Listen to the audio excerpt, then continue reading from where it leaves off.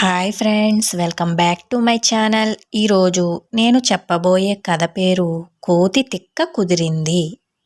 ఒక అడవిలో ఎక్కడి నుంచి వచ్చిందో కానీ ఒక కోతి వచ్చి పెద్ద రావి చెట్టు మీద ఉంటుంది.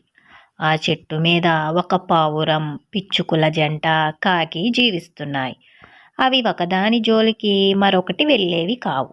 దేని ఆహారం అది సంపాదించుకుంటూ ప్రశాంతంగా జీవించేవి.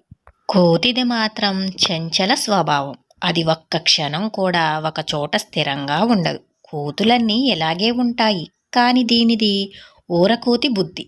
మధ్యాహ్నం ఎండపూట పక్షులు వాటి గోళల్లో చిన్న కునుకు తీస్తుంటే కోతి దబ్బుమని ఒక కొమ్మ నుండి మరొక కొమ్మ మీదకు గెంతేది.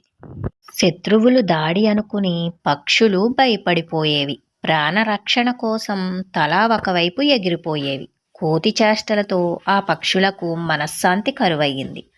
అడవిలోని మిగతా జంతువుల పరిస్థితి ఎలా ఉన్నా రావి చెట్టు మీద నివసిస్తున్న పక్షుల పరిస్థితి మరీ అధ్వానంగా తయారయింది.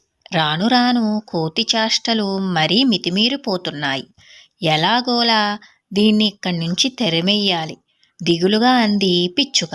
నాకు ఉపాయం తట్టింది అంటూ ఒక ఆలోచన చెప్పింది పావురం. నిజంగా ఇలాగే జరుగుతుందా? సందేహంగా అడిగింది కాకి. ప్రయత్నించి చూద్దాం.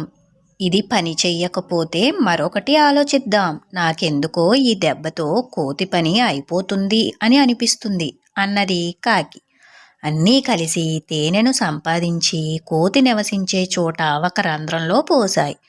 కోతి ఎప్పటిలాగే అడవిలోని జంతువులను, పక్షులను హడలుగొట్టడం పూర్తయ్యాక తిరిగి వచ్చింది. ముందు ఆ తేనెను చూసి సంశయంగా ఒక వేలితో తాకి నాకి చూసింది. దానికి ఆ రుచి నచ్చింది. మొత్తం తేనెను నాకేసింది. అది మొదలు ఒక వారం పాటు పక్షులు రోజూ తేనెను సంపాదించి ఆ రంధ్రంలో పోసేవి. కోతి ఆ తేనెను తాగేది. నెమ్మదిగా అది తేనె రుచికి అలవాటు పడింది. కొన్ని తేనె చుక్కలు గొంతులో పడితే గాని ఉండలేని స్థితికి వచ్చింది.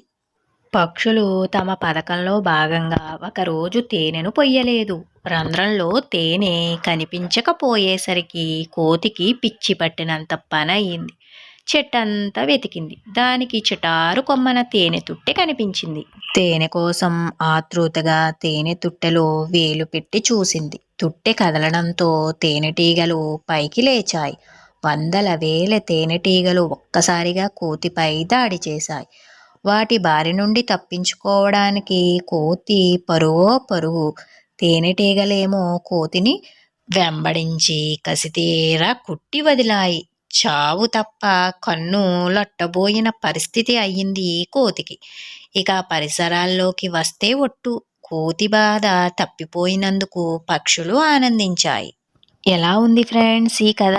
మీకు నా కథలు కనుక నచ్చినట్లయితే నా వీడియోస్ని లైక్ చేసి, షేర్ చేసి, సబ్స్క్రైబ్ చేసుకోండి. Thank you.